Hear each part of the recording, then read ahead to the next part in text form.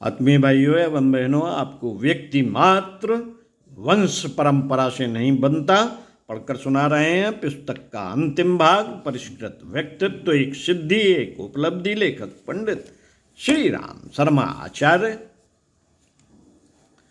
सुनते हैं साथियों, पिछले वीडियो के क्रम में सुनेंगे वस्तुतः आनुवंशिकी का इतना महत्व नहीं है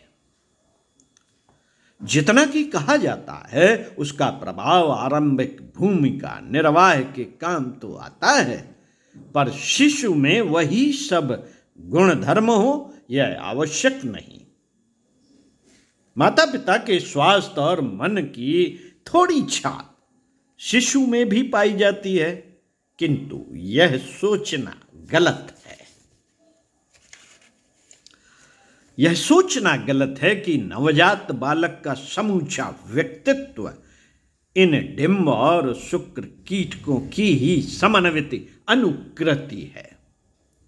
बच्चे के साथ पूर्व जन्म के संचित संस्कार भी रहते हैं, जिन लोगों के बीच में उसे जीवनोयापन करना पड़ता है, उसके वातावरण की छाप भी उस पर पड़ती है।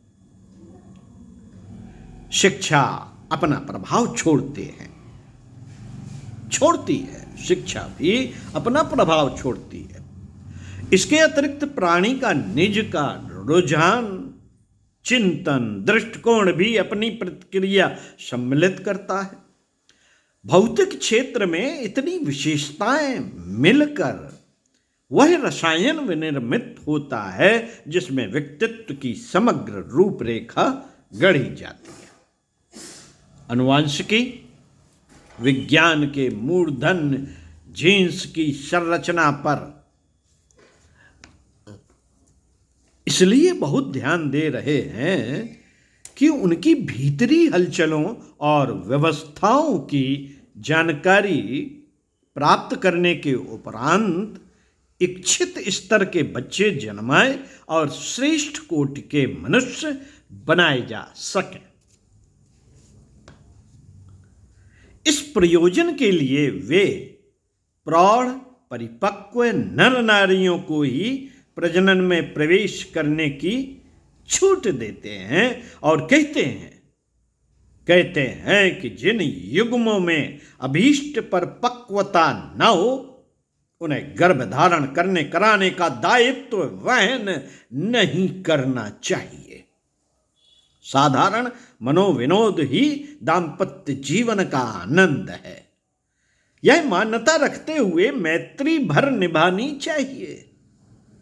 मानवीय संरचना के अंग बनने वाली ऐसी नागरिक उत्पन्न नहीं करने चाहिए जो अपने लिए तथा अन्यान्यों के लिए संकट उत्पन्न करें। मित्रों, किंतु यह प्रतिपादन भी अधूरा एकांगी ही है। नर नारी के स्थूल घटक ही पूरी तरह शिशु के शरीर एवं स्वभाव का निर्माण नहीं करते।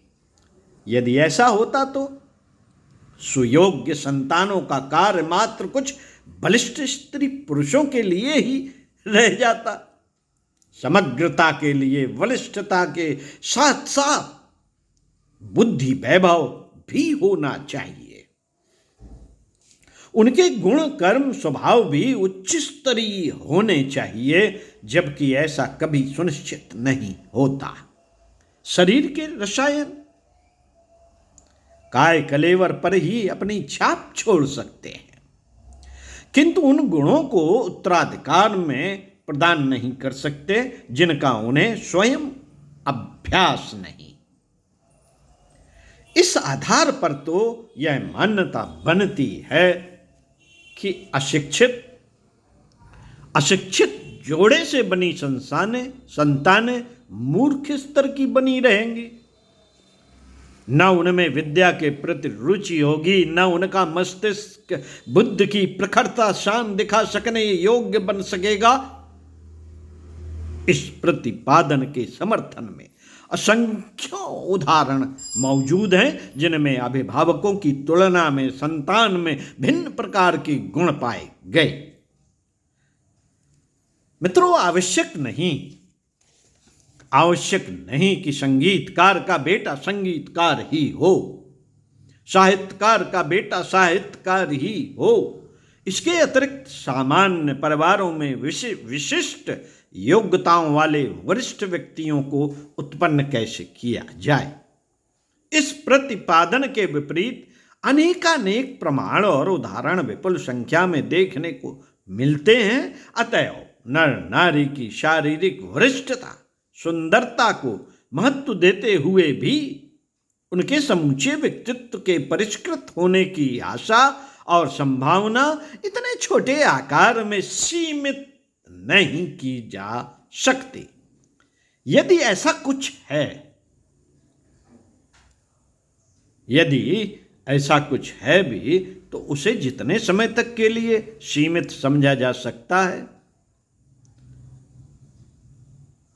तो उसे उतने समय तक के लिए ही सीमित समझा जा सकता है जब तक कि बालक पूर्णतया अभिभावकों पर ही निर्भर रहता है और उन्हीं के द्वारा प्रदत्त मार्गदर्शन का अनुसरण करता है।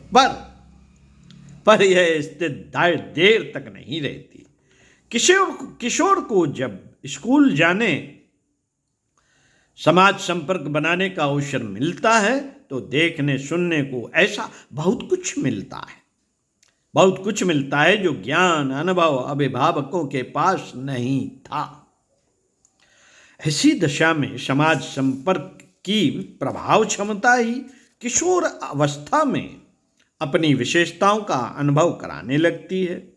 ऐसी स्थिति में अनुवांशिकी को इतना महत्व दिया जाना चाहिए जितना कि इन दिनों दिया जा रहा है। मित्रों, मनुष्य ना तो पशु है और ना पेड़ जिसके बीजों की जांच पड़ताल करके अच्छी नस्ल पैदा की जाए। कलमें पेड़ों में लगाई जा सकती हैं। ग्राफ्टिंग के प्रयोग से नई नई किस्म के खूबसूरत पौधे बनाने में मदद मिली है। क्रॉस ब्रीडिंग के प्रयोगों से पशु वर्ग पर भी अपवाद जितना ही प्रतिफल मिल सका है। गधे और घोड़ी के संयोग से खच्चर तो उत्पन्न हुए पर वे सभी रहे नपुंसक। उनमें अपना वंश चलाने की क्षमता नहीं पाई गई। शरीरगत जीन्स श्रृंखला के आधार पर ही हम नई पीढ़ी का सृजन स्वरूप निर्धारित करेंगे तो वही मनोरथ पूरा ना हो सकेगा जो मनुष्य की मौलिक विशेषताओं के सामान्य प्रयासों से कोई बड़ा प्रयोजन परिवर्तन पूरा कर सके। पूरा ना हो सकेगा वह मनोरथ। समर्थ भावी पीढ़ियों के निर्माण में अध्यात्म उपचारों का आश्रय लेना होगा और उस क्षेत्र में उच्च स्तरीय भाव चिंतन का समावेश करना होगा। उच्च स्तरीय भाव चिंतन का समावेश और आध्यात्मिक उपचारों का ही आश्रय लेना होगा। यहां लेखक कह रहे हैं कि भावी पीढ़ियों के निर्माण में, समर्थ भावी पीढ़ियों के निर्माण में अध्यात्म उपचारों का आश्रय लेना होगा और उस क्षेत्र में उच्च स्तरीय भाव चिंतन का समावेश करना होगा। आदर्शों और सिद्धांतों को यदि चेतना की गहरी परतों तक प्रविष्ट कराया जा सके तो उस भावनात्मक विशेषता का समावेश उनमें करके नई पीढ़ियों में अभीष्ट विशेषताएं पैदा की जा सकती हैं। प्राचीन काल में गुरुकुलों में महामानवों की ढलाई होती थी। वहां मात्र शिक्षा का ही प्रबंध न था, वरन उनके रहन सहन, चिंतन और संवेदना को ऐसे तत्व ज्ञान में ढाला जाता था जिससे बालक वंश परंपरा में चले आ रहे कुसंस्कारों का परिमार्जन कर सके। इस संदर्भ में अभिभावकों का उत्कृष्ट चिंतन और उदाहरण जैसा आदर्श चरित्र भी, अभिभावकों का उत्कृष्ट चिंतन और उदाहरण जैसा आदर्श चरित्र भी एक बड़ी भूमिका निभा सकता है। पंडित श्री राम शर्मा आचार्य। पढ़ते रहिए कुछ अच्छा और सुनते रहिए कुछ अच्छा। व्यक्तित्व निर्माण हमारी महती आवश्यकता है और जिसके लिए अवगढ़ संस्कारवान पीढ़ी का ज्ञान विज्ञान जानना बहुत आवश्यक है। साथियों, ये सारा का सारा प्रशिक्षण हम गर्भकाल में अपने बालकों को, भावी संतति को दे सकते हैं शिक्षण के माध्यम से, वातावरण के माध्यम से और महापुरुषों की कहानियाँ सुना करके, अन्य तमाम चीज़ों के माध्यम से, भावनाएं, चिंतन, चरित्र हमारा कैसा है उस दौरान, हम बनाना क्या चाहते हैं, हम समाज को देना क्या चाहते हैं और उसको अध्यात्म का शिक्षण देना चाहते हैं या विज्ञान का देना चाहते हैं, सब कुछ हमारे हाथों में है। ईश्वर उसकी मदद करता है जो अपनी मदद आप करता है। तो हम सभी कुछ ईश्वर पे नहीं छोड़ सकते, हमें कुछ ना कुछ पुरुषार्थ करना पड़ेगा, कुछ ना कुछ ज्ञान विज्ञान की ओर दौड़ना पड़ेगा और इसके लिए जो भी संभव हो हमें करना पड़ेगा और करने का प्रयास करेंगे। जानकारी बढ़ाते रहिए।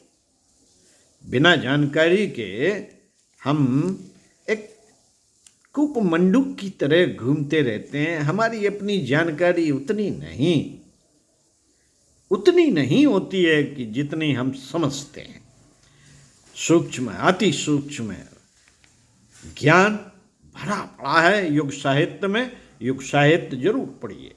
लेखक पंडित श्री राम शर्मा आचार्य। पढ़ नहीं सकते तो सुनते रहिए। हमारा प्रयास रहेगा कि कोई ना कोई युग साहित्य की अच्छी पुस्तक आप तक पहुंचाते रहे। ओम शांति।